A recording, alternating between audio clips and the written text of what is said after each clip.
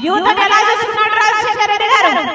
ఆ రోజు బిడ్డలకు ఎన్ని చేశాడు రాజశేఖర రెడ్డి గారు? ఈ రోజు కనీసం బిడ్డలకు ఉద్యోగాలు వస్తున్నాయా?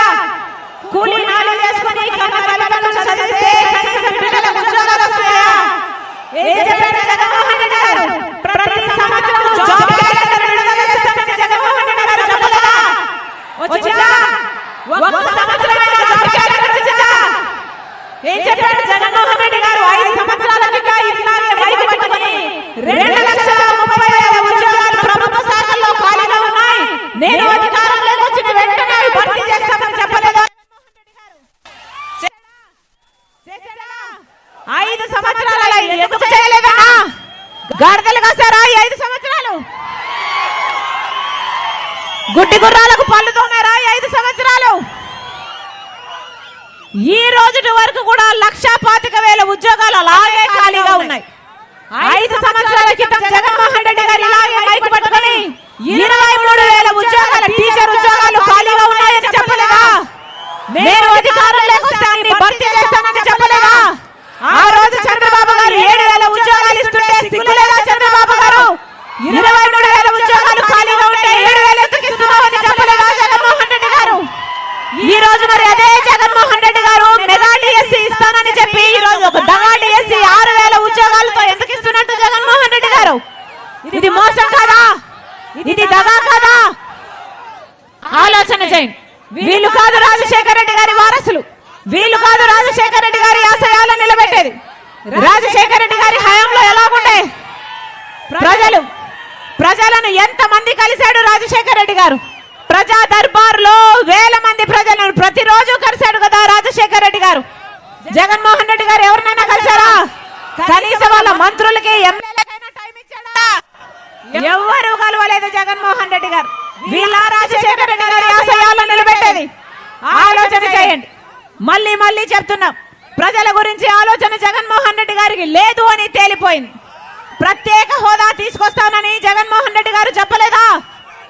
బీజేపీ మెడలు వంచి తీసుకొస్తానని జగన్మోహన్ రెడ్డి గారు చెప్పలేదా?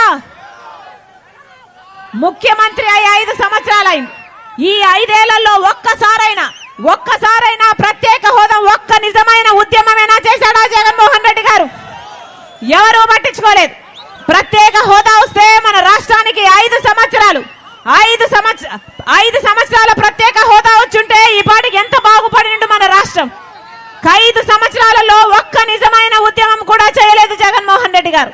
వీళ్ళ రాజశేఖర రెడ్డి గారి ఆశయాలను నిలబెట్టేది. మళ్ళీ చెప్తున్నాం, రాజశేఖర రెడ్డి గారు మాట ఇస్తే మాట తప్పేవాడు కాదు, మడమ తిప్పేవాడు కాదు.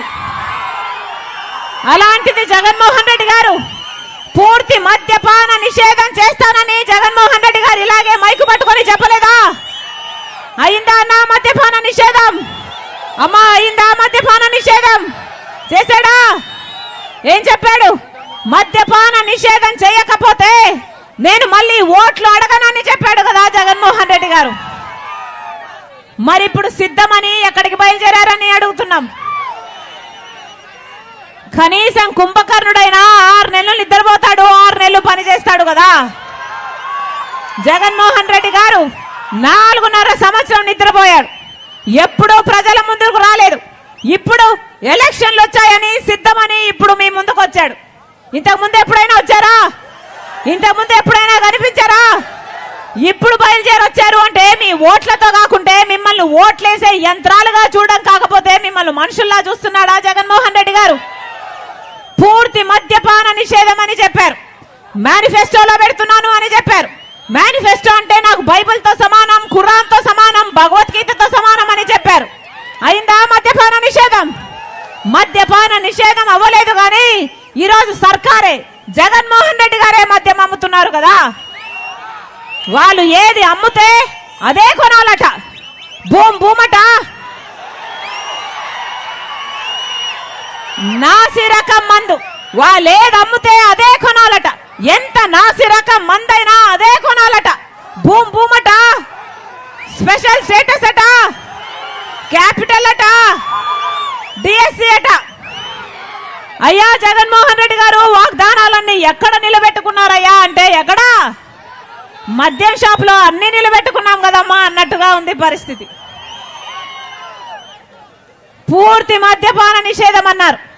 ఈరోజు నాసి రకం మందు తాగి మన రాష్ట్రంలో పక్క రాష్ట్రాల కంటే 25% మంది ఎక్కువ లివరు కిడ్నీలు చెడిపోయి చచ్చిపోతున్నారు.